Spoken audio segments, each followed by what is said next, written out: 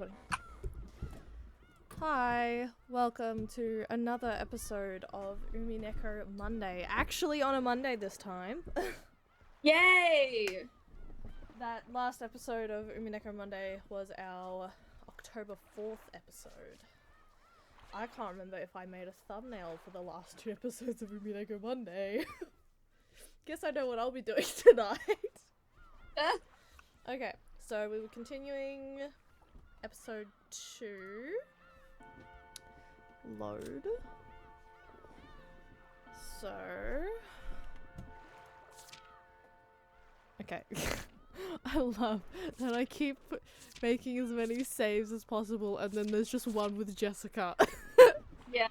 I mean, you gotta keep Jessica there. What else can we say? Yeah. Okay. Continuing on. I can't remember what happened last time. Something about, I think, Kanon and Beatrice. I mean, I don't remember either because I can't see. What's it called? We finally got back to October 4th. That's why we did our October 4th episode. Got back to October 4th. Hold on, I need to clean my glasses real quick. Every year the relatives visiting Rock and Jima would let out a sigh of admiration at the rose garden that first greeted them. They would stop there to chat about the rose's beauty and how well they were blooming that year. Once again, I think that the, what's it called? The other image we had of the rose garden, I think was a lot nicer than this one. Yeah? Yeah, I think it was a lot nicer than this one. Well, I can't see, so... Oh, shit! I knew I was forgetting something. Hold on. There we go. Wondering how long it would take. In the midst of all Yeah, this... it looks like there's more roses in the other one. Yeah. I can't believe I forgot. In the midst of all this, there was a single unhealthy rose and Maria became overwhelmed with dejection at its condition. Oh god, but George used his quick wits. When saying that everything would be fine if they took care of this poor thing, marked it away with the candy wrapper and then immediately restored Maria's good mood. Then, Battler, whom she'd been getting along with well since this morning, started talking about Halloween. This was such a favourite topic of Maria's that she began playing around energetically again. To Maria, that marshmallow jack-o'-lantern candy bought by her mother was probably the greatest sort of treasure. They seemed to have brought several and demanded a trick-or-treat from every person she met, giving the candy instead of the other way around. I wonder why Maria likes Halloween so much. I always figured it was a pretty unfamiliar event for the Japanese. Well, it's a kids festival where they get to parade around in costumes, right? It can be fun to play around in outfits that are different from usual. What voice do I fucking give this guy? I think there's a slightly deeper cause behind it. After all, she's a witch, Maria-chan. Maria-chan. Come to think of it, when we were at the airport, didn't Maria say she was going to wear a costume? It'd be a witch. Does she like witches? Yes, she loves them. So much that it's become a problem. Hey, it's not so bad. You expect kids at that age to love fantastical stuff like that. If it was just a heroine on some TV anime, at least it'd be cute. Judging by Rose's appearance, she wasn't very happy about her daughter's love for witches as a mother. The cousins, other than Battler, seemed to realize this as they shrugged, wearing stiff smiles. So you're arguing that because she likes witches, she also likes Halloween? If we don't know, why don't we just ask her? Hey, Maria, how are Halloween and witches related? As Bella asked that, George and Jessica let out a stifled as they were trying to stop him, but it's too late. Maria might have been waiting for just that question. After beaming for an instant, her expression turned a little mean, as if to say, "You're totally clueless, aren't you?" It was the face of a hobbyist who'd been ticked off by an outsider saying something stupid about her favourite subject. I love her autism. Uwe? To the Celts. The changing strength of the sun over the course of a year signified its birth, its growing up period, its aging and death, and even its revival. I get it. In spring, the weak, warm sun starts to grow up and get hot, and it gradually gets weaker and worn out. It sort of makes sense to think of the sun as living out an entire life. Yes! So, they thought at the end of October, the sun died and was laid to rest in the land of the dead, and was then revived at the winter solstice. And the name they gave to the last day of their year, when the sun ended its 1 year lifespan and died, was Samhain? Samhain. And they celebrated then. It's an interesting idea to think that the sun is revived on the day of the winter solstice, when the daylight hours start to grow longer again. It's a case that makes it clear how much the ancients regarded the sun as sacred. I see. So what does that have to do with witches? It seemed that my casual urging forward had slightly infuriated Maria. She glared at me with eyes that told me to shut up while she explained. Maria seemed to have a blast as she talked, so I decided not to interrupt. In the interval between October and November, life and death become the closest they will ever will. The Cows believed that during this time, the world of the living grew closer to the world of the dead and otherworldly beings. And many of those living in the other world would come to visit. It was like the Bon Festival in Japan. At the time, people believed the souls returning to the physical world would go into other people's houses or possess people and do bad things. So, in order to avoid harm, they performed rituals. One of those was to imitate creepy monsters and scare the souls back, which apparently was a way to avoid being possessed. That became a festival which turned into a costume parade. You really know a lot, don't you, Maria? I know the truth. Even I knew Halloween had such a history. Oh, even I know. Ah! Why are you here? Ruining my fun! He's making it even more fun. But For me. did that whole trick-or-treating thing come from? Oh, where did that whole trick-or-treating thing come from? I'm trying to make him more nasally and bogany. Bogany. Her knowledge was so intensive that the adults had suddenly started listening into, yeah, can you go the fuck away, please, Rudolph? Yeah, kindly. Maria would normally treated the youngest at the time, puffed out her chest with pride. Saying this was a kids' discussion, Rosa suggested that the adults go ahead and set their luggage down in the guest house. But nobody agreed with her, so she let out a heavy sigh. Well, trick or treat is just for fun. It has nothing to do with what was originally a Celtic ceremony. What am I saying? That was created later when the Christian customs were mixed in. Otherwise, I think it's right for Halloween to be that way. According to Maria, the souls of the dead weren't the only ones who visited from the non-human world. There were also spirits with intimate connections to people's everyday lives. Humans could intimate costumes. Intimate costumes. Humans could receive favor from the spirits, so they managed to gain magnificent blessings, as well as a year's worth of good crops. So, basically, Halloween was also a bit of a harvest festival? I get it! Now that you mention, I guess October's the turning point in all kinds of ways, including with the seasons, sort of the opposite of April in Japan. Yeah, that might be a good place to mark it. Hello? And also the witches hold a witch assembly, then called a Sabbath.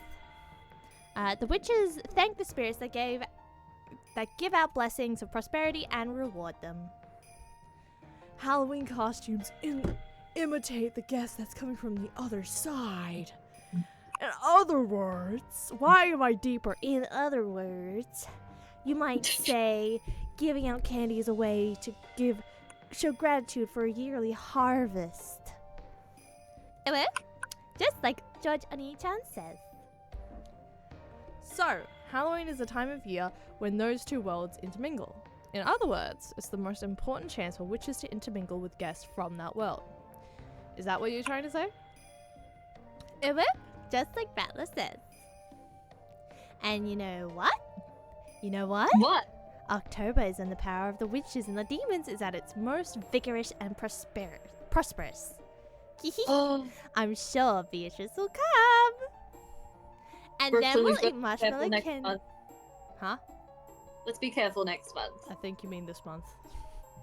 Oh wait, it's October already? What?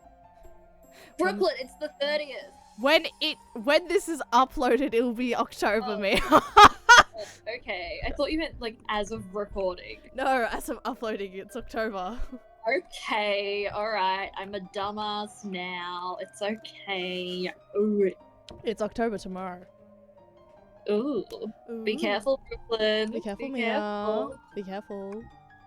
Be Do you believe in careful. witches? Do you believe in witches? Do you? Do you believe in witches? Do you believe in witches? I mean, our last, what's it called? Does the Schlanket believe in witches? Does the Schlanker believe in witches? No one is getting context for that. I was gonna say, of course I believe in witches. I have a witchy-themed hand cream. That you got for free. Yeah, that I got from free, and you got a witchy-themed candle. That I did not get for free. No. Okay. And Then Huh? Freeloader. I am, and I fully wholeheartedly agree. I am a freeloader. I love loading for free. then we'll eat marshmallow candy together, and she'll bring me to the Golden Land with her. We'll sing magical songs together, and learn magical spells together, and learn how to draw magical circles together. And then we'll learn the secrets of the runes and become great. I'll become a great witch really, really quickly.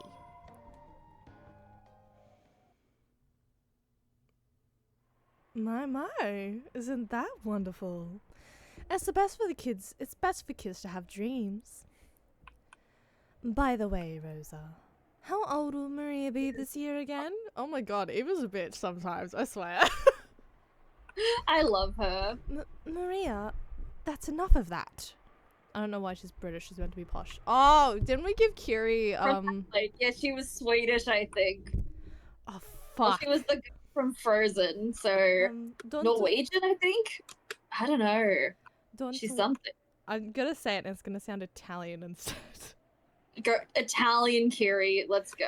Don't worry about it, Rosa. It's a dream all the girls have at one time or another. That's it. That was so Italian.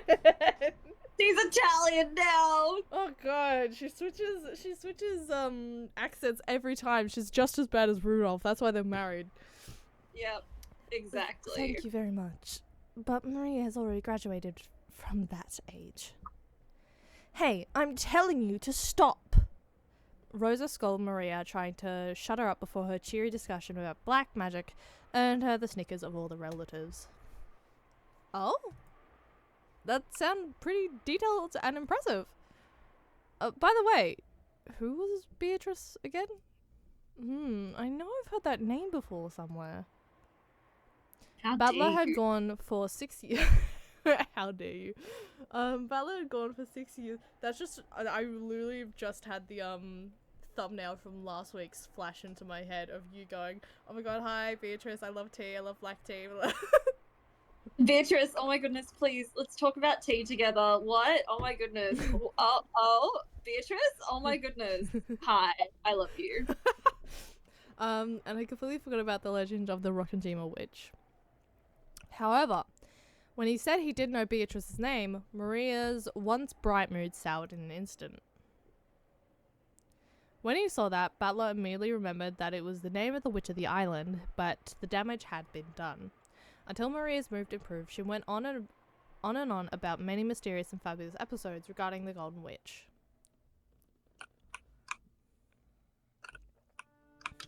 That's enough, Maria. Thank you, Battler-kun, for letting her chat with you. Kanon-kun, don't you have work to do? Please, leave now. Goda-san, it looks like everyone wants to set their bags down for the time being. Sorry, but could you guide everyone to the guest house? When did these two fuckers get here? Certainly. Well then, everyone, allow me to guide you. Then, if you'll excuse me. Gordo led the relatives, and they began to head towards the guest house. They were eager to set down their luggage, take a breather, so they didn't realize Rosa and Maria weren't coming with them. After watching them leave towards the guest house, Rosa's face changed suddenly. She let go with the hand that had been gripping Maria this whole time. There was a bright red mark, making it clear how much excessive force she had been using on Maria's slender arm. That hand then slapped against Maria's head. She pinched her left ear and lifted.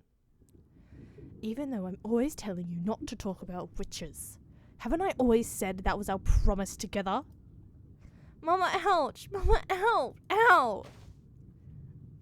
You really Stop being do mean like... to her. You really do like blabbering on about Halloween all the time, don't you? A festival for witches. Who cares about the Celts? Oh my god, I keep fucking myself up by saying Celts and Celts. Who cares about the Celts, black magic, all that idiotic trash? You're 9 years old. 9. Because of that scene you made in the train, I went to all the trouble of making a stop buying you those disgusting monster marshmallows that look like they have fluorescent paint on them. I went out of my way to buy it, even though it made us late. How much more will you embarrass me before you're satisfied? As Rosa cursed, she twisted Maria's ear up, almost as though she was about to tear it off.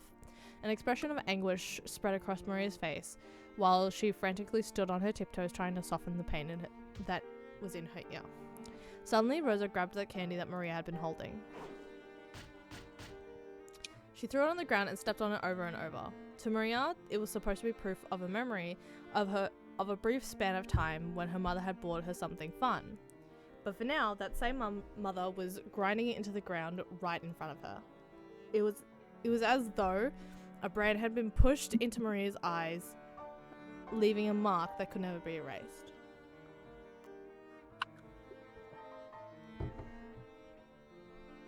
What's the deal with this disgusting candy? Disgusting, disgusting! It's because you're like that. It's because you're like that! Disgusting, disgusting, disgusting! As she said that, she struck Maria's head over and over again with her palm. She didn't hit Maria's face, because the red swelling would stand out. Maria closed her eyes tightly, patiently bearing her mother's violence. No, that wasn't quite it. Come back, Mama, come back!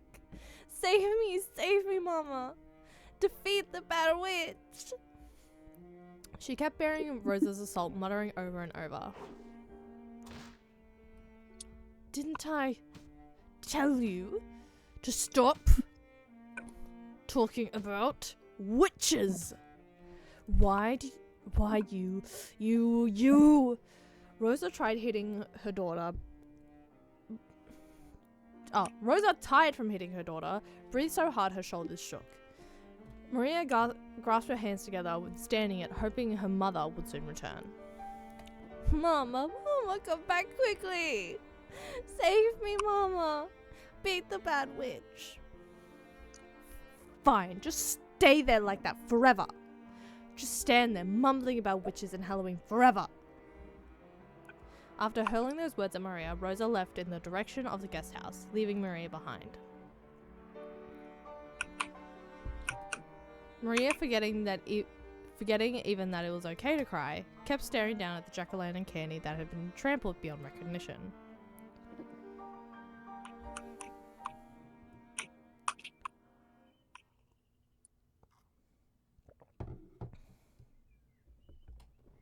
Leave her alone. Leave Maria alone! Oh, Rosa. Where were you? Rosa! I'm sorry. The roses were so wonderful. Rosa! Set your luggage down quickly and come with us. We're gonna go say hi to Anarchy. What happened to Maria John? Is she still by her flower beds? Yes. It seems she found a rose she likes and insisted that she take care of it, refusing to listen. I decided to let her do what she wants for a while. We sometimes forget.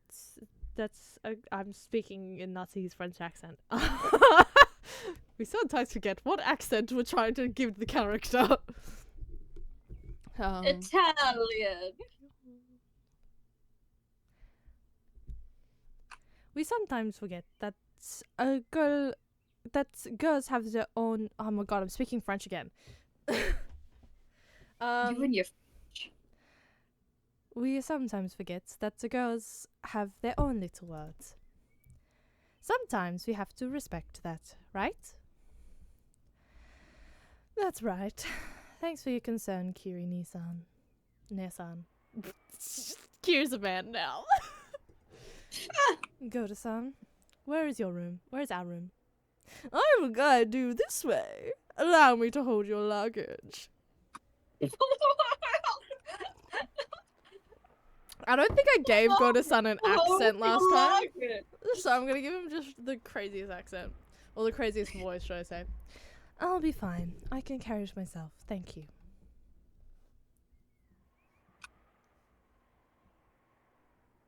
I would love it if someone made a compilation of all the times I changed every character's accent. Guys, please do that if anyone's watching this. Please do. I'm not doing that for Brooklyn. I'm already editing another compilation for her, but just do that for her at least, please. Rosa went into her room guided by Goda. She then closed the door somewhat violently. I just thought of it again. I would love to see how rapidly Rudolph's voice changes over time. Compilation of every Rudolph line. Rosa went into her room guided by Gerda. She then closed the door somewhat violently and threw her luggage on top of the bed. She got down on her knees in front of the bed, burying her face in it. For a while, Rosa made it as if to shred the sheets with her fingernails, sobbing constantly.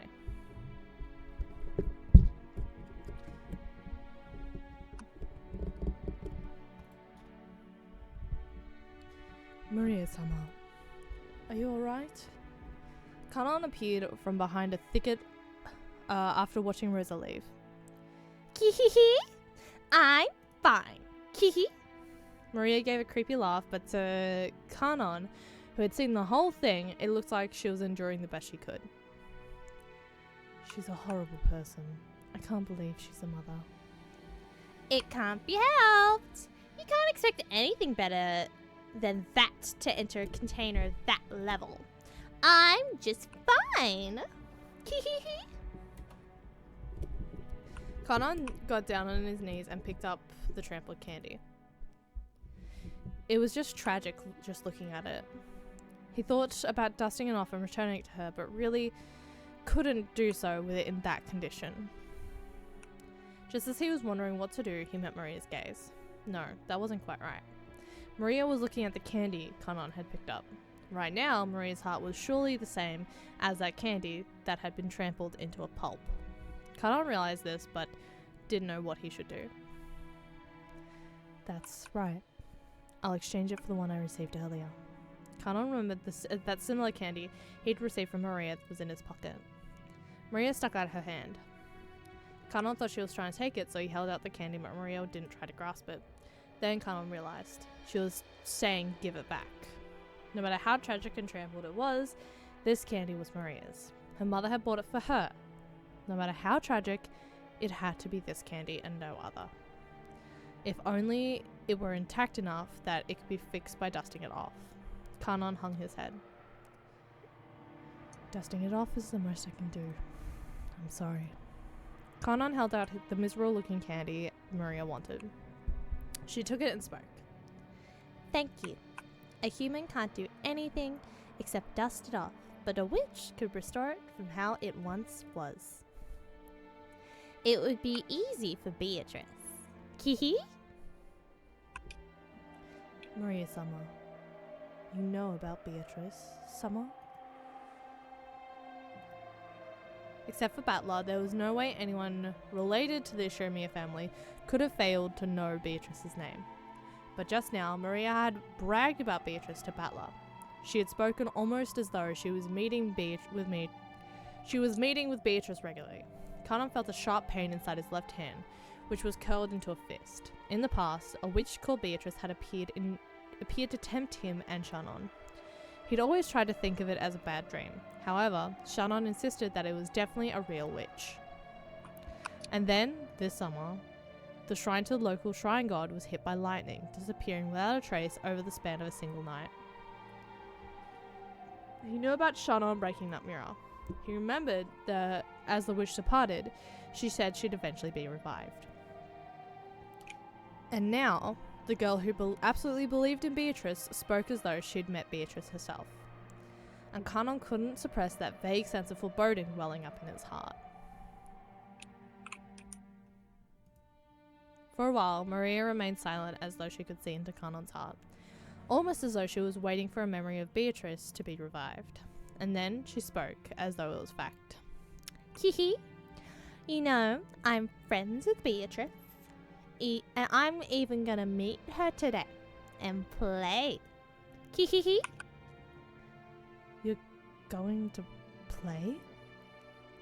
Yeah, of course we'll play. We're going to Starting Magic together. Hee. The face of the witch, whom Kanon had tried to pretend was a bad dream, began to slowly creep in the back of his mind.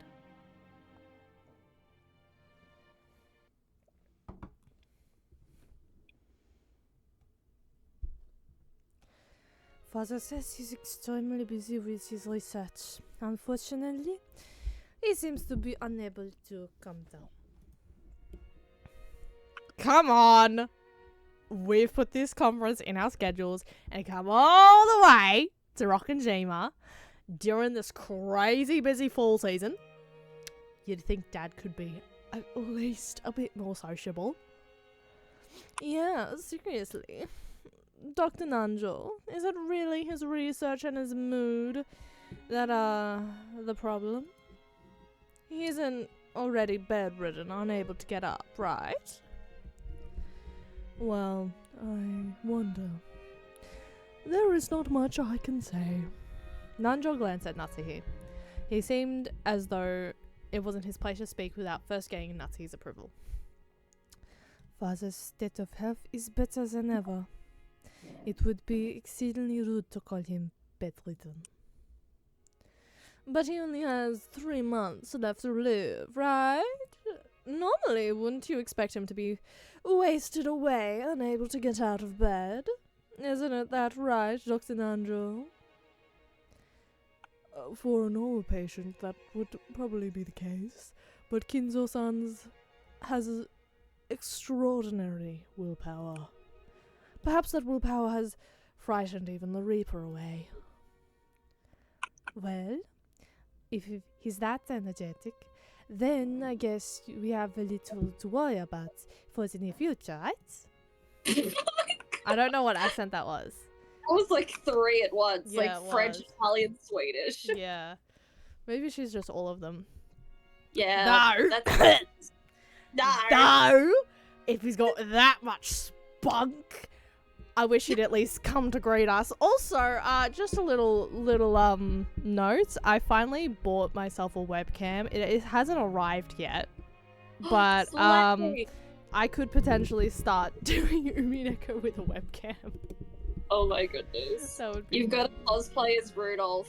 No, I don't. I'm not getting a suit. Even though he's got that much spunk, I wish he'd at least come to greet us. Isn't that the whole point of this family conference? To come see Dad's face. I'm not even sure why I came now. Don't say that. If he were here, you'd complain the whole time about being unable to relax. Shouldn't we celebrate the fact that all of us siblings have gathered here this year to spend some time alone, where I can beat the shit out of you? We didn't get to see him at last year's family conference either, right? can't you understand why his blood children may want to see him after 2 years? If there's anything you'd like to say in greeting, I will tell him for you.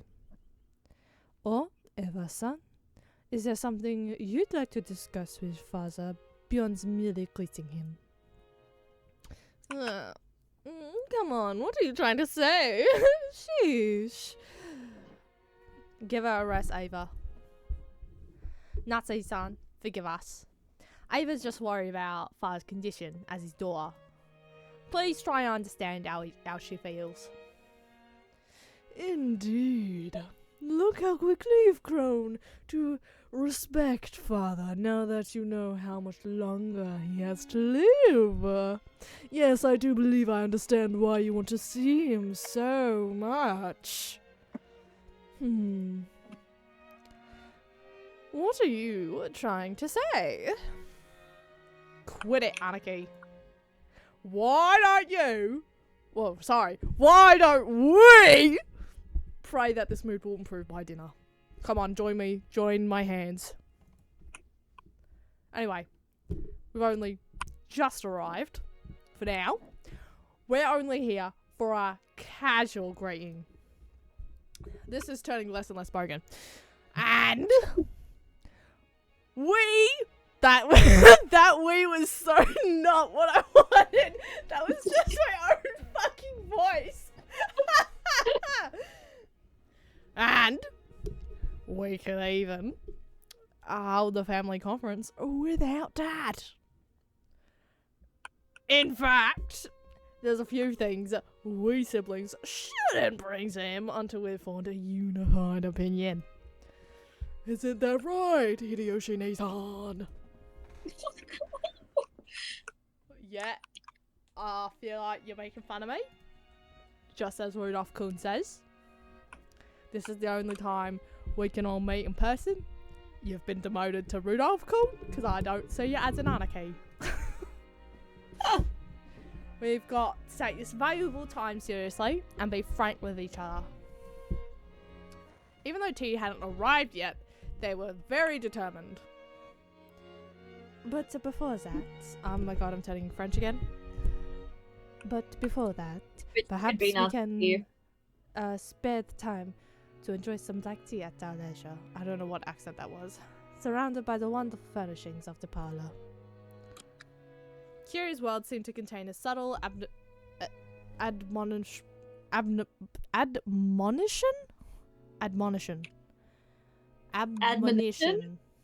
directed at everyone's gathered there. Like, I know admonishment, but I'm like, admonition? That's weird. They all understood as they cleared their throats and straightened their neckties. The atmosphere in the room returned to normal for a while. Rose is not even fucking there. Excuse me. I've brought some tea.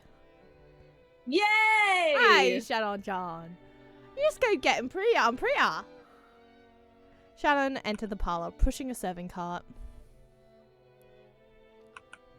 Everyone decided to relax and enjoy some black tea for the time being. A wonderful aroma began spreading throughout the room.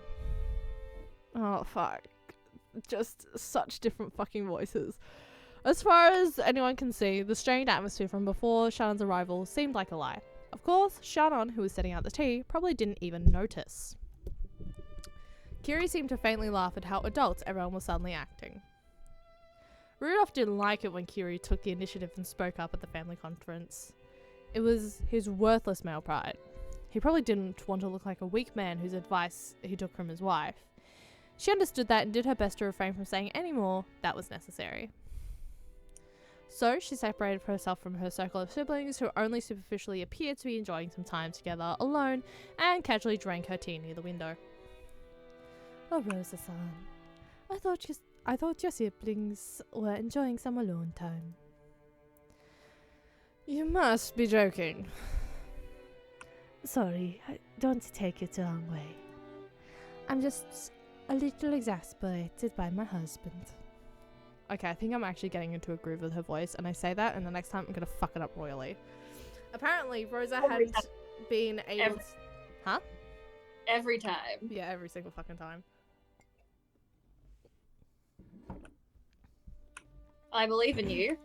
Apparently, thank you for your belief. Apparently, Rosa hadn't been able to keep up with that on the surface friendliness. They'd come here to fight bloodily and dirtily, even each trying to grab a part of the inheritance for themselves. She really didn't like the suddenly pretending that they were all chummy. Or maybe she was still too immature for that. It looks like the wind starting to blowing hard out there. The plants are shaking so much. The typhoon's probably gotten a bit pretty close already. I wonder if we'll be seeing a lot of rain tonight. You're turning more British in the second. That's not British. What is this accent? Mariatown has really grown a lot in the past year. Does it look that way? She still can't even fold her own clothing yet. She's 9! No, it's the truth. It's because she has such an affectionate mother. She grew into a girl with a richer heart. Rosa fell silent. Maybe she was unsure what Q meant by that. I'm a failure as a mother. Children don't get to choose their parents. That poor girl. Doesn't that go both ways? A parent can't choose what child they have either. Rosa bit her lower lip. This isn't a matter of assigning blame. Isn't it enough that you take your time and watch over her as she grows, conscious of the fact that you'll be living together?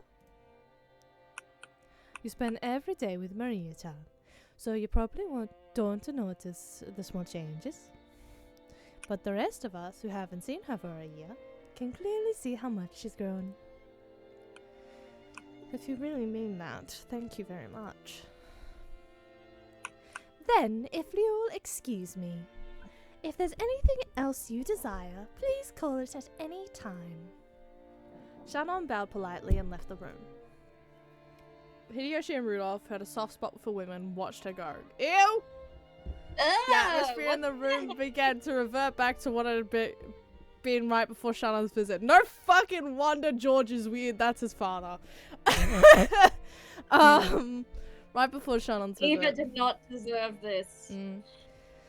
If father can't come down, well, does that leave us with certain things we can discuss? Right, Rudolph? Yeah, that's right. We didn't come all this way out here just to drink some dusty tea, right?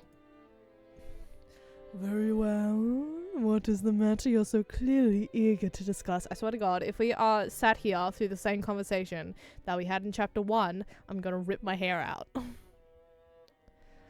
My. Those people really are determined. They certainly got started quick. I need to join in too. If I don't assert myself, those people will quickly forget there are 4 siblings. Sounds like you've got it pretty rough yourself. Maybe I spoke too harshly. Forgive me. No, I don't mind. I'm giving her just a weird rhythm, Kiri. I've just given her a weird rhythm of speaking. I love that for her. Because, like, the accent goes in and out between 3 different accents, but the beat stays the same. No, I don't mind. I should be the one apologizing. As a pair of mothers with daughters, we should talk more often. Also, I feel like I should say, because this happened off camera, Mia was talking about Battler's little sister, and I'm like, Battler has a sister? And she goes, yeah, it was mentioned in chapter 1. Every single time we meet up, we end up talking about something shady. You can blame the atmosphere in the mansion for that. Once you breathe in this air, everyone gets so strained. Just once, I'd like to have a nice long cup of tea with you when we aren't attending a family conference. There's a wonderful coffee shop in Ginza that's a favorite of mine. Please, let me invite you sometime soon. Thank you, Kiri-san. That sounds great. Oh no. The sky's gotten dark pretty fast. I could almost believe the people in this room made the weather worse. There's already thunder. Oh? Was that one there? Huh? There really was a small splash of rain on the glass of the parlor window. The weather seemed to have worsened faster than expected. Just then, a silent thunderbolt struck inside of Rosa's head as she remembered her beloved child was out in the rose garden. A normal girl would try to go inside if the weather got bad, but Maria was different. She would sometimes get stubborn and refuse to move if rain or even spears fell from the sky. That's right, I told that child to just stay there doing that forever, didn't I? Oh no! Maria! I just got the flash in my head from Snap Cubes. Maria! No, I feel like I think of that like half the time whenever there's a dramatic scene with Maria Umineko. Maria! It's like, yeah, Maria Snap Cube. Everyone looked back at Rosa when she let out a small scream. What? What is it? I'm so sorry. I'm going outside for a second. I'll be right back. What the seriously, what's going on with her? Don't worry, she'll be back soon. She'll be back soon, but more importantly, shouldn't we begin? Our main topic. What? That's right. We can keep talking about it without Rosa. Let's return to our discussion. I do not want to talk about the same discussion we had in chapter 1. Thank God! Rosa dashed from the entrance hall to the rose garden. When she opened the door, the wind hit her was too strong to call a light breeze, and told her that a typhoon was approaching faster than she thought. Just as Kiri had said, the wind mixed with small droplets of rain. There was also a low rumble of thunder. It could start raining at any time. Rosa headed for the rose garden. She headed for the place where she had scolded Maria a short while ago. It was almost lunchtime. The children had been told to come to the mansion around lunchtime, so they were probably in the guest house waiting to be called. Even if Maria didn't come to them, they would surely think I took her to the mansion with me and wouldn't worry too much. After all, she had been with her mother, so there shouldn't be no reason to worry. I was here and I abandoned my daughter to the worsening weather. Maria! Are you there? If you're there, answer me! I just imagined you as Shadow the Hedgehog as you said. Maria! Are you there? Maria! Or is this actually just Shadow the Hedgehog? I tried doing a Shadow voice and it was just Batman. Maria! Ew. Are they not the same character though? I mean, Question yeah. mark? I mean, yeah. Yeah. One's just a rat and one's and the other one's Shadow. I love rats. I know. I'm I a was rat. right. She was standing still, stock still, exactly where she had been, in the place where I had scolded her. Held in her hand was the candy I'd bought, given her, and then stepped and crushed. When that gripped in her hand, she stood there, and powerful winds whipped around her, tormenting her. I'm so sorry. I'm so sorry. Sorry, Maria. Forgive Mama. Ew. Mama, welcome back. I waited a long time for you to come back. The scary witch pinched me and I stayed strong, waiting for Mama to come back without crying. Maria, forgive your Mama. Forgive your Mama. You didn't do anything wrong. You were just possessed by a bad witch again. So, I'm fine. I really like you, Mama. I love you. Ah! I'm sorry. Please forgive your Mama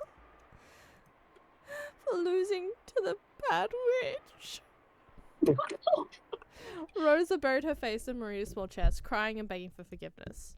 Once again, those tears dropped down after who knows how many times. If only the brilliant sun had been shining down on the two of them, all of their cares would have been evaporated, and it might have felt like they could begin anew. However, what surrounded the two of them was the worsening weather. Sadly, there were only fierce winds with the occasional thunder. The sound of Maria's sniffling brought Rosa to her senses, and if Maria stood exposed to the wind for too long, she'd probably catch a cold. Okay, Maria, it's almost time for lunch. Why don't you come back with to the mansion with me? Iwe, let go. Why not? Rosa thought she'd already received Maria's forgiveness, so she hadn't imagined Maria would have refused. But that expression on Maria's face didn't look like that of a child resisting her mother, so Rosa couldn't understand why Maria wanted to stand still pointlessly as the weather grew even worse. Maria answered that question. It's Beatrice. She'll be here soon. So, I'm waiting. Maria. Rosa struggled to find the words for a moment and then fell silent. They only just managed to make up, after all, so she chose her words carefully, trying to get Maria to come with her to the mansion without denying the witch outright. Beatrice is coming? Iwe? Really? Then, instead of waiting here, why don't we wait in the mansion? If you stay in this wind too long, you'll catch a cold. She'll come. Beatrice will come. And when she does, I'll give her a candy. I'll do trick or treat. I'll give her a jack-o'-lantern marshmallow candy and say Happy Halloween. Iwe? Maria pulled yet another sweet out of her handbag, moaning ooh. Rosa was bewildered and didn't know what to do as Maria started being difficult again. At that time, there was a sudden blast of thunder. It was probably a sign that this island had been sealed off by the storm, detached from common sense and reality. So after this moment, all common sense would probably cease to apply. The wind blew even stronger amidst that blizzard of scattered rose petals. A figure appeared, leaving Rosa unable to imagine that this was a scene from reality. It was probably, no, definitely fantastical. After all, that shadow of a person was... what the fuck? This is a different outfit. Queen! This is a different outfit. Beatrice! Maria dashed over to the shadow. Normally, Rosa would scold her daughter if she had dashed over to someone whom she'd never seen before and didn't know. But Rosa forgot to do that. She was unable to do anything but stand there stunned. It's been quite some time. Have you been well? Cracker. Cracker. I've been well. Witches don't catch colds. Iwe? Indeed, a witch can use a curse to make people catch colds, but how foolish it would be if she caught one herself. From now on, you should take care not to catch something like a cold yourself. She patted Maria's head as she said this, smiling roguishly. Rosa couldn't have known the name of this woman who was happily spoiling Maria. However, Maria had called it out in the beginning when the woman appeared. Even though Rosa had never met her, even though the woman still hadn't introduced herself, Rosa was able to know her name. However, that name held a special meaning on Rokkenjima and in the Ashumiya family. There's no way something that stupid could be... Beatrice! Happy Halloween! Look at what we bought. And I'll give you one too, Beatrice. Iwe? Indeed, happy Halloween. Oh, is this for me? How truly adorable that candy would be made out of this. The lonely light of a man lost in the darkness of purgatory, unable to go to heaven or hell. Right now on this island has been cut off from both the world of humans and the world of non-humans. There may be a no more suitable sweet. Aha! Maria, what's wrong with that one? The witch noticed the sweet Maria was grasping. It was Maria's candy, which had been stomped on by Rosa until it reached this pitiful state. Iwe got stepped on and smashed. Can you fix it, Beetle? Beetle? Maria didn't go as far as to say that it was her mother who stepped on it. However, for some reason, when the witch saw the candy, she looked at Rosa and grinned. A chill went down Rosa's spine as though this gaze was staring straight through her. It shall be easy. Give it to me. Emma? Maria held out the candy gleefully. Rosa couldn't do nothing but watch, stunned. How did this person plan to trick Maria, somehow undoing the fact that the candy had been pitifully trampled? Maria looked as though she believed it could be fixed good as new. Without real magic, there was no way to fix a thing that was impossible. My, it is quite crushed, isn't it? Come, Maria, close your eyes and try to remember. Because it really was that wonderful a candy. That candy of your memories is always full and fluffy. So, you try to remember it as well. What kind of candy was it really? Along with those strange words spoken through singing as an improvised folk song, the witch threw the sweet into the air. Maria was closing her eyes while remembering, just as the witch had told her to. What shape had that crushed candy really had? Therefore, only Rosa saw that scene. The sweet had been thrown into the air. The sweet that had been thrown into the air burst into a gold color. No, that wasn't it. Those were gold butterflies. It scattered into several golden butterflies, and they began to gather in the witch's hand, which was held up to the sky. And as she did this, unbelievably, it returned to its beautiful original form, no different from when it had been bought. Only Rosa and the witch witnessed that scene. Unable to comprehend what was occurring right before her eyes, Rosa stood with her mouth hanging open, completely forgetting to shut it. You may now open your eyes. Take it. With this, your sweet hath returned to normal. Emu? Beatrice is always incredible. Incredible! There was a stark contrast between Rosa's shock and Maria's innocent joy. Was that what the witch was laughing at? A smile floated to Beatrice's face, one different from the smile she'd shown Maria. Does my face seem familiar? If you stare so fixedly, you might burn a hole through it. I'm sorry. Those words triggered something very clearly in Rosa's mind. Rosa knew this face. She knew it from the portrait of the witch. But no, wait, could this mystery woman really be... Maria, I'll give you this in exchange for the sweet you gave me. Emu? A letter? The witch pulled a western envelope from her pocket and gave it to Maria. However, when Maria made to open it, the witch stopped her. You must not. The time will soon come for you to open it, but until then, you absolutely must not. Take good care of it. That will be your invitation to the Golden Land. The Golden Land. So you'll finally take me there. Ha! Take it and treat it with care. You must not show it to anyone.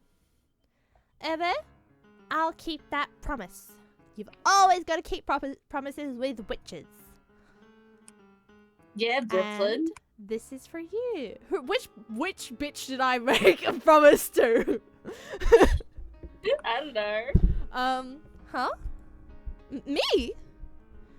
She probably hadn't imagined the witch would speak to her. Oh, whoops. Rosa, bewildered by the second western envelope, which was thrust before her. She'd seen this type of envelope before. There's no mistake.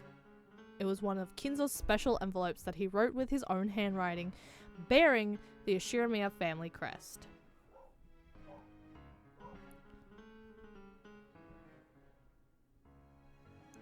What's happened? Oh, nothing. I was writing something down. Oh. It was sealed with red sealing wax. And furthermore, it had a mark that seemed to be made with the head's ring. In other words, without even asking what the letter was in this what was inside this letter, Rosa knew that this woman, whom Maria called Beatrice, was trusted enough to be placed in charge of a personal letter of the current Ashiramiya head. It could have been any of the 4 siblings. However, the fact that I met you here probably means that you were chosen by Kinzo's roulette.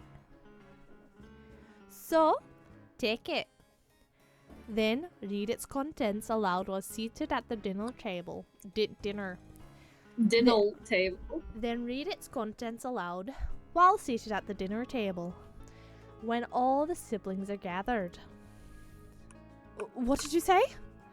Rosa looked back and forth several times between the witch's face and the envelope that had been handed to her. Today was a family conference, and the biggest object of discussion would be the inheritance problem. So, she had joined together with Eva and Rodolph. They had planned to force a certain condition on Kraus to try and extort several 100 million yen in cash out of him. It was as if the witch could see right through all of that. What does she intend to announce when all of her siblings are gathered? And with a personal envelope that no one but the Ashurmea head can use? Maria, the weather is getting worse. Return to the guest house and wait for lunchtime. And Rosa, we will meet again. Allow me to introduce myself again at that time. The witch turned her back to her, laughing. She then began to head towards the mansion with an air of composure. Maria energetically called out and watched her go, then began to dash towards the guest house, leaving Rosa behind, as though she wanted to inform the other cousins of her fortunate meeting with the witch as soon as she could. At last, Rosa was left alone in the rose garden as the winds grew stronger, unable to do anything but pray that what had happened was just a daydream. Whoosh. Whoosh. Whoosh. Oh my god. Will Rudolph appear? No. Oh. Genji. That's sad. The witch reached the entrance hall where Genji could be seen there. Genji welcomed the guest approaching the entrance hall with a respectful bow. I have been waiting, Beatrice Summer. It's been quite some time, Genji. You've gotten old. No matter how old it becomes, furniture carries out its work like furniture until the end. I remember how that man's wife used to be jealous of you. Is Kinzo doing well? He is doing extremely well. The witch probably laughed because she knew Kinzo's own doctor had announced that Kinzo didn't have long left to live. However, if anyone had actually looked at Kinzo and noticed his vigor, which wasn't all that you'd expect from someone nearing the end of his own life, they might easily call that doing extremely well. Maybe that's what the witch was laughing at. Then let us go and greet him. I look forward to hurling curses at each other after 30 years. As the witch grinned, she started walking, leaving Genji behind. Her gait was that of a family member who knew the inside of the mansion well. Genji followed her in the manner of one who served her. At that time, Kiri came out of the parlor. She'd probably gone to fix up her makeup or something. When she saw Genji following a witch, she was surprised, although her expression did not change. A guest for Kinzo had arrived, despite him almost being dead on the day of the family conference, when the fate of the inheritance was to be decided. And furthermore, this person was familiar enough with the Shurmaya family household that Genji was following behind her. Kiri immediately realized that this person she had never met before was deeply important. Kiri and the witch met eyes. Realizing that it would be rude to pretend not to notice, she greeted the witch. It's a pleasure to meet you. You were Rudolph's second wife, yes? Correct. This is Kiri-sama, Rudolph's second current wife. Whoops. From this exchange, Kiri realized that this guest was of fairly high rank, even amongst the Ashurmea family. And the fact that she was a guest on that level, coupled with her resemblance to the portrait in the entrance hall, made Kiri's eyes instantly open wide.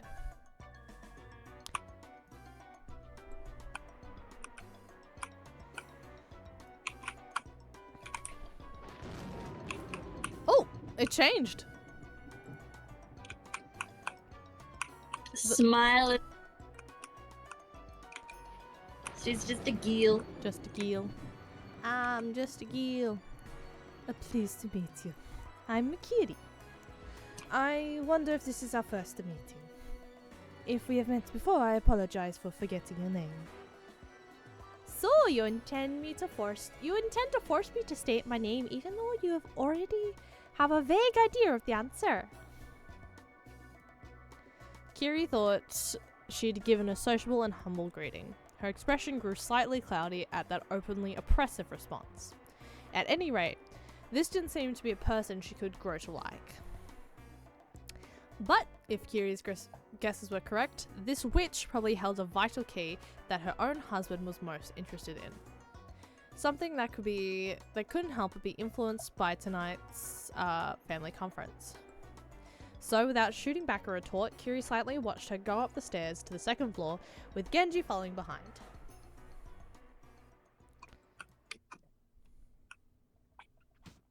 So when someone tapped her shoulder from behind, she was so surprised she almost choked. It was Natsuhi. Kiri-san, why are you standing still in a place like this? Are you not feeling well? I'm sorry. I was just fascinated by the portrait of the witch for a bit. Oh, you mean the golden witch Beatrice? The one whose gold was supposedly necessary for the revive to Shremir family we see today. Quite a fantastical story. Just what one might expect from father. Natsuhi spoke in a perfectly ordinary way. It was the sort of comment you'd expect from someone convinced that the thought of a witch existing was ridiculous, no more than another of Kinzo's ramblings. However, for some reason, that point of view didn't sit quite right to Kiri now. Just a moment ago, she had seen the Golden Witch come in from the entrance hall and climb up the stairs, so Natsuhi's word made it feel as though someone was trying to deny the existence of that person, or else make it seem like she was never there to begin with. I'm sorry. Maybe I'm getting a bit of a headache. I think I'll rest for a little while. Oh, is that so? Then I have some good headache medicine. I'll get it for you.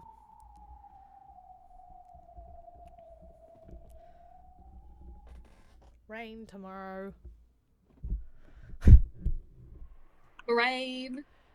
Rain.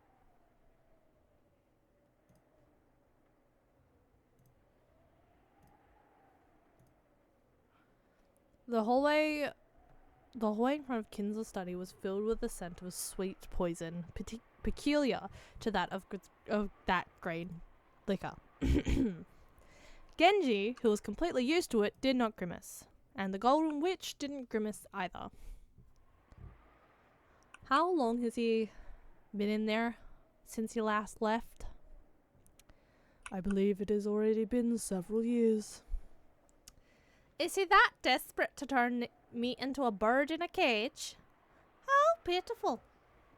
By now you're the bird in the cage. You're the ghost of this study, are you not? How pitiful is he that he is unable to recognize even that?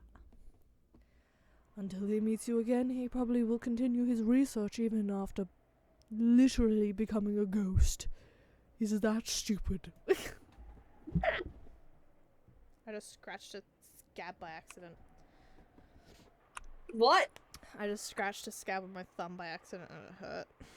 I thought you were talking about Maple. Like, what did Maple do? Because it kind of sounded like a cat when that happened. No, that was me going, ah, I just hurt myself. Oh, okay. I mean, I didn't hurt myself either. I just heard a cat. But then again, I was trying to help Alex get hired for a job, and as you saw in the video, I said he made a cat noise at the end of one of the one of like, I guess, the audition videos for it. So we didn't send that one in, obviously. So I've just been hearing cat noises all day. Just a heads up, guys, don't send in cat noises when you're trying out for a job. Is it love or madness or a delusion? And yeah, perhaps even those can form magical powers when strong enough. Perhaps you sad magician. The witch grasped the doorknob to the study. When she did, there was a sound like that of burning flesh and splitting open. It was a sound of the doorknob literally burning the witch's hand. Beatrice Summer. What is this? A ward against magic? Is that person unable to get by without relying on something like this? I have heard that this door would cause you great pain, Beatrice Summer. Shall I open it? No, it's fine. If he wins, I will be a bird in a cage for all eternity. If he loses, only the life of the laughing stock will be left. A life of a pitiful magician who went mad with love and lost everything. Already, Kinzo and I are nothing more than pieces laid out on a game board. All that is left is for the roulette to decide who wins and who loses. Until that roulette shows its results, there is no need for me and Kinzo to meet again. The witch looked at her hand, which had begun to heal a bit by bit, even though it had been horribly burned. Or perhaps that is why he has a ward on here in the first place. Yes, perhaps even that is horrible, or honourable in its own way. By now, everything sits on top of Kinzo's game board. I like it, Kinzo. Allow me to enjoy my game with you.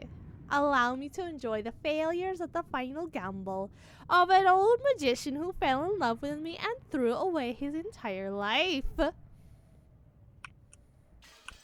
Crack. Oh my god, Crack. crack. Crack. Crack. Cracker. Say it like Cracker. a dairy milk with a cracker. Cracker! Oh my gosh, cracker. Like that one thing from Ah! Oh, that was stupid of me. It's 2 p.m. I fucking One thing from what? I picked up one of my like portable lights, right? Like the one yeah. you use for filming, and I like turned it on and shone it directly in my eyes. Who I is thought you were it? gonna say my ass. In my ass, yes. I shone a light up my ass. That's exactly what I happened. feel like Rudolph would do that. Don't load, don't load. System, I want to Rudolph. save. Another light up his ass. Oh my god. Are we keeping Jessica? Yes, I've kept Jessica. Yay! This is just the Jess- game. You? Okay, exit. How long has this been recording? This has been recording for about an hour. Okay. Excuse me. I have brought lunch. enter. Excuse me. After receiving approval, Kanon entered the VIP room, pushing the serving cart that carried lunch. The servants called this room the witch's VIP room. That's because Kinzo strictly ordered that it always be kept clean so that it could be used at any time. Even so, guests would not be allowed in this room no matter where they were, or who they were. That's why, at some point, the servants had to start calling the VIP room, which was supposed to be set aside, only to welcome the special person Kinzo waited for, the witch from the portrait. And today, Kanon realized that this was absolutely true. When he entered the room, the blonde-haired witch was gazing out the window. Outside, the rain was no longer falling weakly. As she looked out to the beautiful rose garden, which had been tended over several days for today's sake, she saw the winds and rain ravaged it. She was struck by some sentimental feelings. Kanon was not able to tell any more from her back, which faded to him. What? I will prepare the meal. Beatrice Summer. Kanon went out of his way to call out the witch's name, hoping that she'd turn around. He wanted to know. He wanted to know if the witch who tempted him and Shannon in the past had really appeared again. When he did, the witch's whose name had been called laughed, her back still facing him. Holding back her voice, she laughed. Kanon was startled. It was almost as though she's read in his mind, and knew that he had called out to her, hoping to make her turn around. It smells good. It appears Kraus hired a good cook. Yes. He is called Goda, and he was employed here recently. There's nothing better than there's nothing better than being skilled at cooking. Delicious food completes the 3 pillars of pleasure for the living in the human world. It is the secret to preventing boredom after 1,000 years. Ha ha ha. Kanon and the witch's eyes met. She then grinned. Without a doubt, certainly. This was certainly the witch from that day, Beatrice. The witch that no one but he and Shannon could see in the past finally held a form. She had arrived openly as a guest through the entrance hall. Beatrice. Summer. It has been a long time. Come on, the furniture. It has been quite some time. Kanon tried to remember to be polite to this guest for the time being. But the visit of this suspicious witch made dark clouds start to enshroud his heart, especially considering that today was the family conference. You appear to be uneasy about what I plan to do. Now that I have a beard. Am I right? Kanon didn't force an answer. The witch probably read minds. So, it's pointless to go to the trouble of saying it out loud. Of course, she could read even his inner resistance. The witch giggled at Kanon's childish defiance. I came to fulfill my final promise with Kinzo. Your final promise with Master? I lent Kinzo a mountain of gold. When Kinzo gives that up, it will be returned to me with interest. I came to accept that interest tonight. I don't know what you're talking about. However, uncertainty began to gather in his heart. Whatever this witch had to say, it couldn't be anything good. There's no mistake. Whenever witches have something to say, it's never anything good. You are correct. However, like scissors, the potential of witches depends entirely on how they are used. Witches scissoring? Excuse me? Whoops, I thought the same thing. Sometimes there are those like King Solomon who succeed in great exploits. However, most of us who make use of us end up meeting a cruel fate, just like in the fairy tales. But Kinzo is crafty. Tale fairy books. Yes, from the Picture Tale fairy books. You can see witches scissored in the Picture Tale fairy books. But Kinzo is crafty. He hasn't incorporated even my collection of the interest into his ceremony. Ceremony, too. Ray.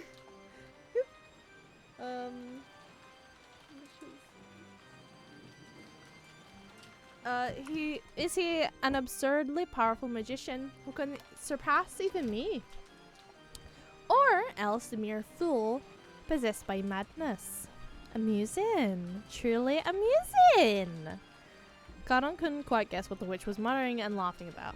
All he knew was that anything that made this witch laughed must have the exact opposite meaning for everyone else. And in the back of his mind, the horrifying words whispered back to him in the past. Yeah, I know. Her past began to resurface. What did you think? I'd lend you my power and ask for nothing in exchange? I'll gladly assist in a pair in love. In exchange, I'll enjoy watching the cruel fate as they'll eventually meet. I have never in 1,000 years come across a better show. Not over the course of 1,000 years. I said that out of order.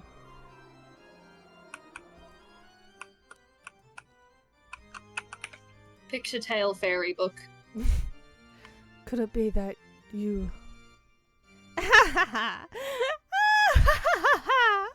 Behold the sweet fish river running through my beloved hometown.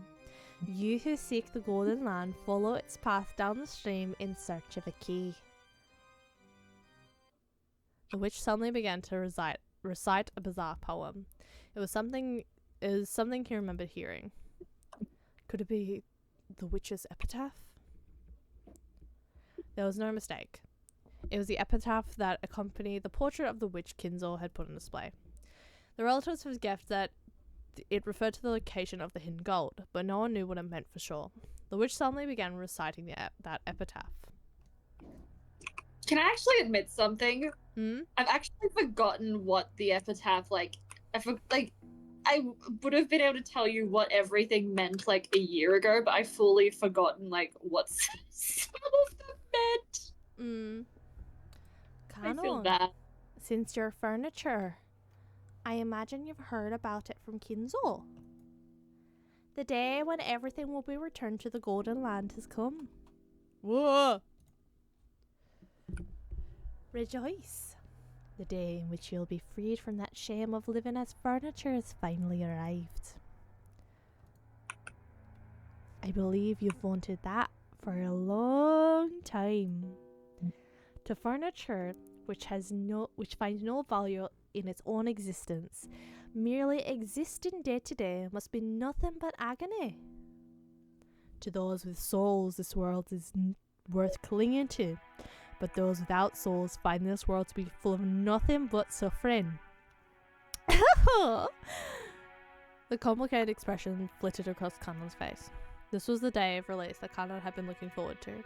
However, the coming of this day had been mercilessly sudden, and for some reason, he didn't like the hateful tone used by this witch as she informed him of the coming of this long-awaited day of rest. Kanon couldn't even decide what emotion he should be feeling. Why do you not rejoice? Could you actually have some regrets left in the real world? As mere furniture. I have no regrets, because I am furniture. You truly are a model specimen of furniture. How nice, how nice. However, it won't be any fun if you have no regrets at all. Are you saying regrets are how you find pleasure? That is correct. Most witches who live for 1,000 years get tired of life. In order to escape boredom, I adorn people's fates with fruits and brandy and cook them like cakes. I find humans dancing through oppressive fates as inside an oven to be oh so very entertaining. Oh, you see, I'm actually a tad famous in that regard. So, that rare guests come from far away to see my skill at cooking. Perhaps this is something that mere furniture cannot understand. Kanon couldn't understand what the witch was saying. However, he fully realized that this was a terrifying being who treated the fate of humans as a show, enjoying it whenever some harm befell them. However, furniture has no soul or life, much less a fate. Pitiful furniture does nothing but serve until the day they're released from the real world. To furniture like that, the witch who had come to release them from everything was a being to be received with overflowing affection. Even Pause, though... Brooklyn, pause, sorry. Yeah. The Back to recording. Hello. I've gotten a little soda. A little drinky. It's a prebiotic. Drink your probiotic. Well, it's actually prebiotic. That's what it says. Oh. It has a really weird taste. Okay. Why was it? The face of Shannon, the person he loved as a sister, rose to his mind. And for some reason, Jessica's face did too. Kanon bit his lower lip hard enough that it hurt. Thinking about Jessica like that was something furniture must never do. Even though he thought he'd known that, even though he'd complained about Shannon's relationship, why was it that Jessica rose to his mind at this time? He felt a little shameful in his own naivety. And to forget about Jessica, he turned his thoughts to Shannon. Shannon is also furniture. She has no reason to not to rejoice at the coming day, when all will return to nothingness. But Shannon, through her relationship with George, has experienced emotion forbidden to furniture. Even though she isn't qualified to be bonded with him, she's still trapped in a dream that she isn't allowed to have. Will Shannon be able to joyfully accept this development? No, she won't. Shannon still has lingering regrets. Those will probably become a great source of pain and torture for her, and those lingering regrets were planted in none other than this witch. Why? Because Beatrice would be more interesting, nothing more. This day, Shannon would have been waiting impatiently for will probably be a harsh burden for her. Giving her emotions like that she must never experience. I thank you for granting me, us, furniture, the day of our release. And I hate you for making this day so difficult for Shannon to accept. I wanted to make you suffer for your regrets as well, just like Shannon. However, you continue to live like furniture with foolish honesty, never getting ensnared by me. And yet, it seems you loved Shannon a little too dearly, right? Shannon's regrets are now your regrets. Will those feelings transform into hatred for me? If you wish to kill me, give it a try. As Kinzel's furniture, you should have at least that much power, right? However, if you kill me, the day for the rest of the furniture will not come for all eternity. Could you bear to live with that? Are you truly capable of resisting when I try to release you? Kneel. What? Kneel and kiss my shoes. Otherwise, I will leave this place. I'll go back and never show my face again for all eternity. So, Canon, do you think you could bear to live like that? If the door to the Golden Land is opened, your hard life as furniture will end. If you desire, I can give you life as a human. After that, you'll be on the same level as Jessica. Surely you want to experience the taste of love. There's no point in trying to hide it. After seeing Shannon indulging in the sea of sweet love, you grew jealous. You are sorely tempted to know the taste of love. Stop it. Stop it. Are you trying to ensnare me again? I won't be reduced to a toy for your amusement. Then I will be satisfied with Shannon alone. Oh, hi! I just remembered Kumasawa when I said, oh. After all, you aren't the only one who was implanted with a seed. Even fruiting plants sometimes fail to bear fruit after all. The ones who obtain the key must then travel to the Golden Land in accordance with these rules. On the first twilight, offer the 6 chosen by the key as a sacrifice. On the second twilight, those who remain shall tear apart the 2 who are close. Close. The witch recited the epitaph again. It was so sudden and diverged so strongly from the current topic. However, that challenging smile made it seem almost as though she was using the epitaph as a threat against Kanon. Do you not understand? For the ceremony of the epitaph to succeed at the second twilight, 2 who are close must be offered as sacrifices. If it could be any 2 who are close, husband and wife, or even a pair of lovers, according to the rules of the ceremony. Who will be selected is up to me to decide on a whim. Don't you think there could be no more fitting sacrifice for the second twilight than Shannon as she is now? You dirty. Kanon realized something. Until today, he thought he'd given up everything else and lived as furniture, acting like furniture, but in reality that wasn't true. He loved Shannon too dearly. Therefore, when Shannon was in pain, Kanon shared in that. If only Shannon had continued to live as furniture. Indifferently, like Kanon, without any regrets in this world, he wouldn't have been able to hold in so much pain. The witch planned to toy with Shannon, who had known the taste of love. No, whom she had taught the taste of love, as she killed her.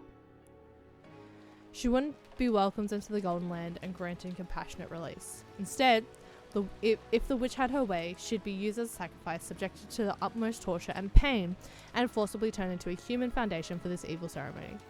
As this witch, who probably makes Shannon meet this horrible fate for no reason other than it was amusing to her. Furthermore, she was threatening to do this so that she could make Kanon, who had never submitted to the witch, finally give in. It was that simple. In the end, even though he had tried to resist the witch and avoid pleasing her, he'd only made things more amusing for her. After all, he was furniture. No, a toy. There were nothing more but toys meant only to distract her from her boredom. Damn. What will you do, Kanon? If you kneel, I might refrain from choosing Shannon as a sacrifice, see? Oh, I've always wanted to make a toy like you surrender someday.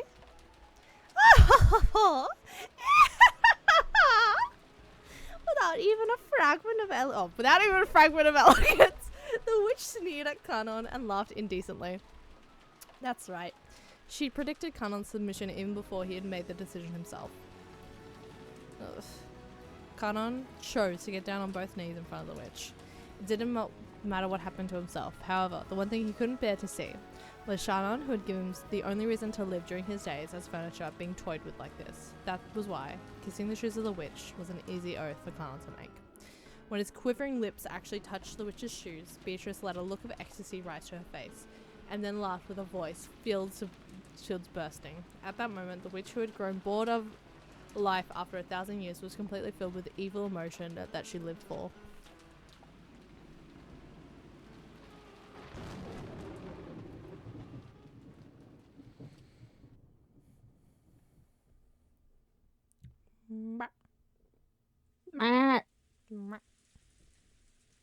When lunch ended, the relatives moved to the parlour.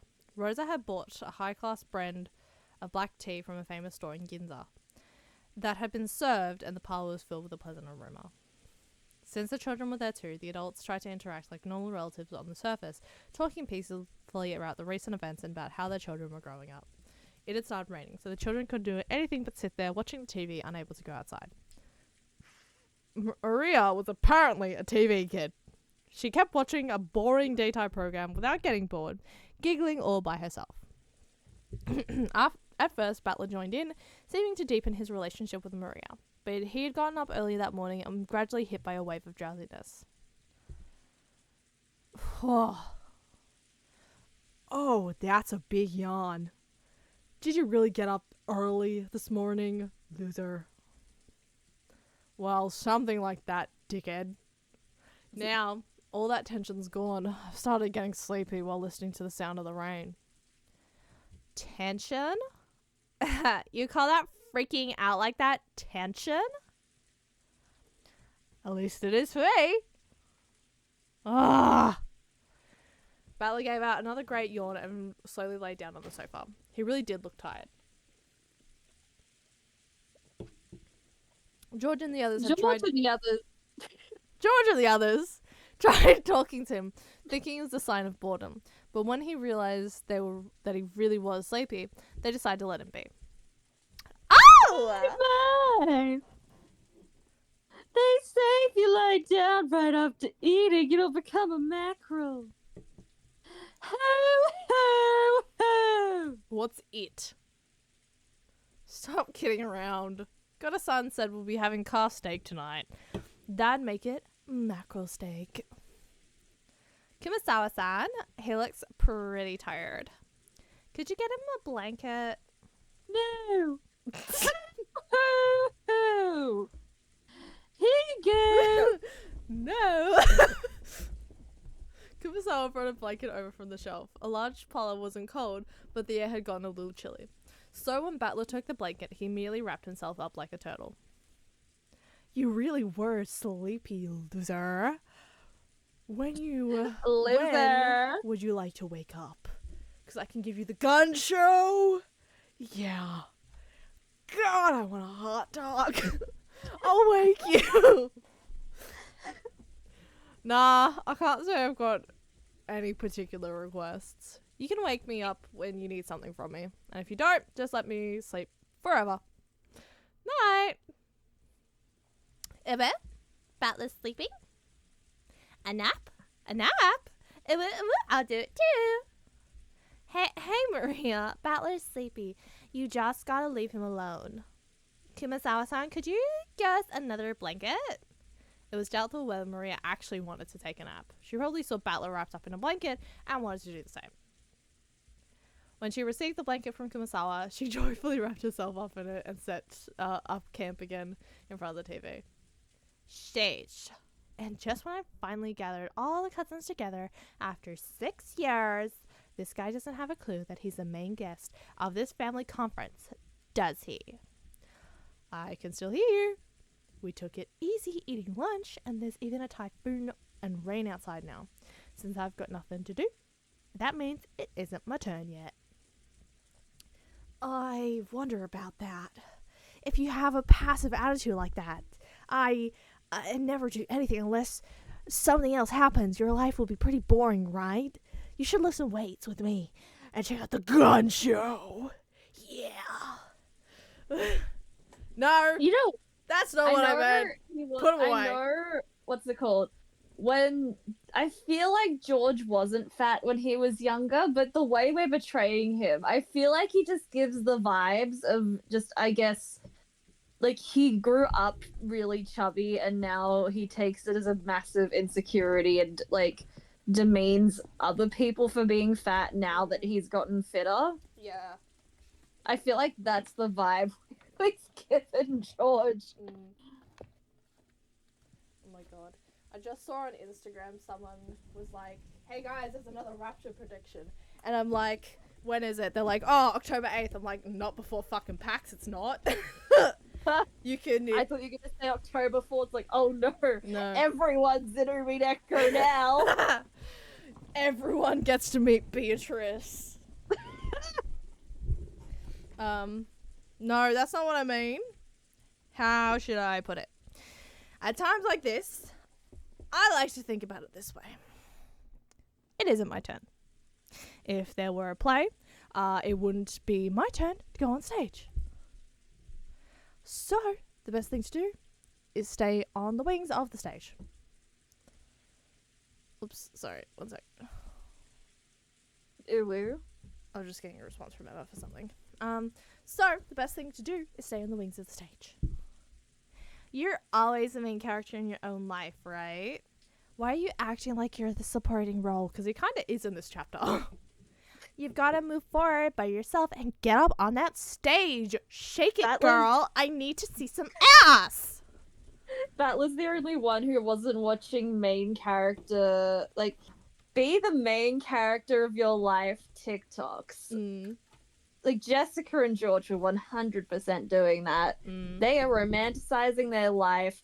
They are, like, writing down every day, oh, yeah, so I got a drink, and then I touched the ceiling, and then I saw some people, and it's every minute detail of their life. It's like, that's how much of the main character they are. That's not what I mean. I'm trying to say that it's not my turn yet. Sorry, I'm sleepy. My mind's kind of a mess. Give me a break. Yeah. No kidding. You're so sleepy. You're spouting nonsense. Let's leave him be for now. Hey, I can't let him get away with saying crap like that. I'm the main character. You're always the main character in your own life. I'm the main character in my life. So why does he get to be the side character? Bitch. I've got serious issues with what Battler's saying. He's just half asleep. Don't take him too seriously. And he's gonna dream of Beatrice. It's just the lack of guts. Oh my god, you know, not wanting to go on stage just because you think you can't be the main character.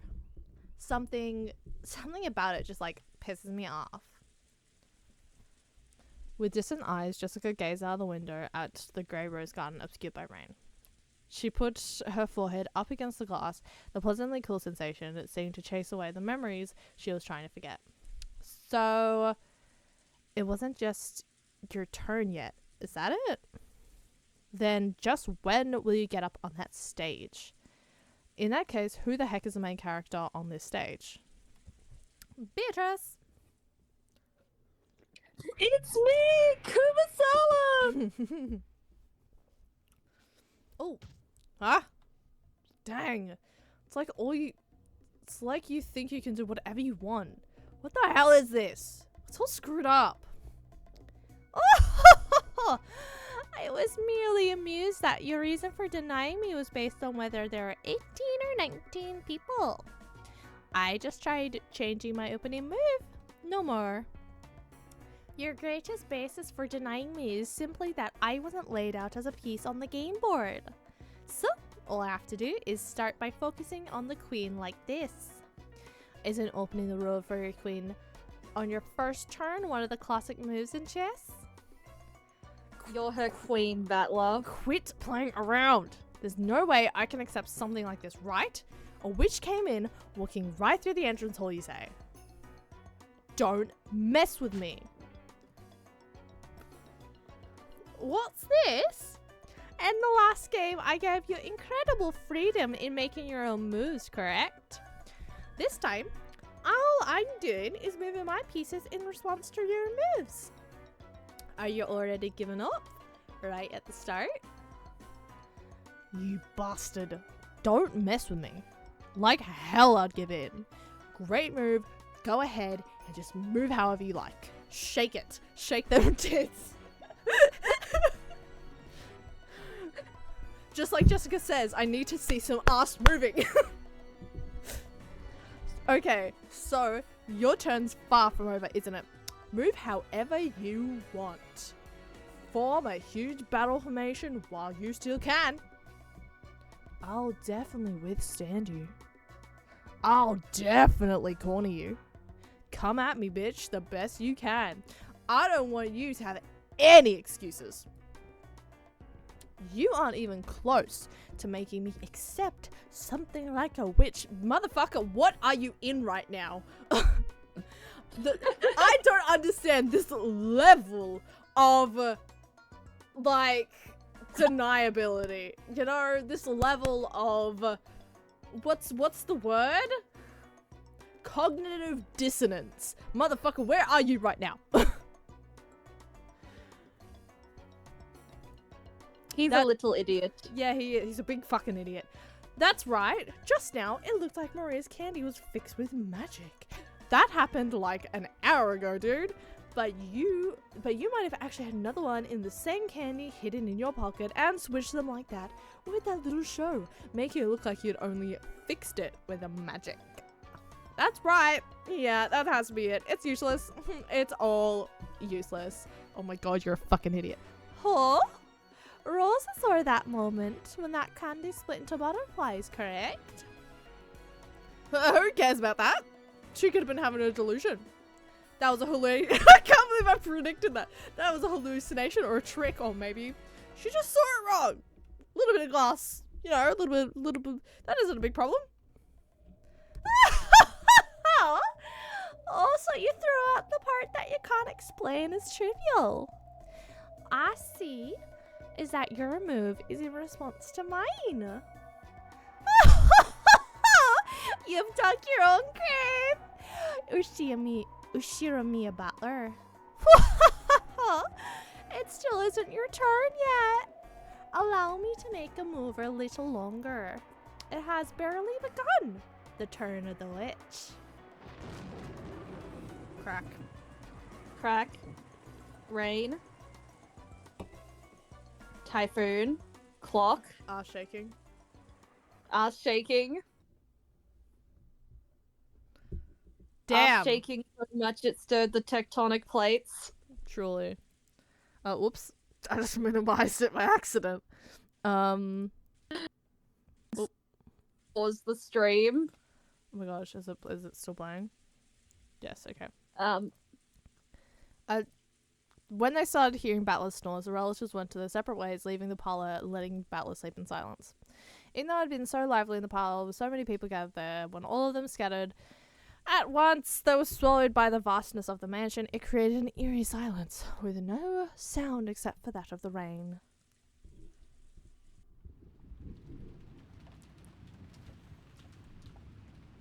Okay, I'm ending this episode here. Exactly my thoughts, Rudolph. Nope. You guys can see this section next week.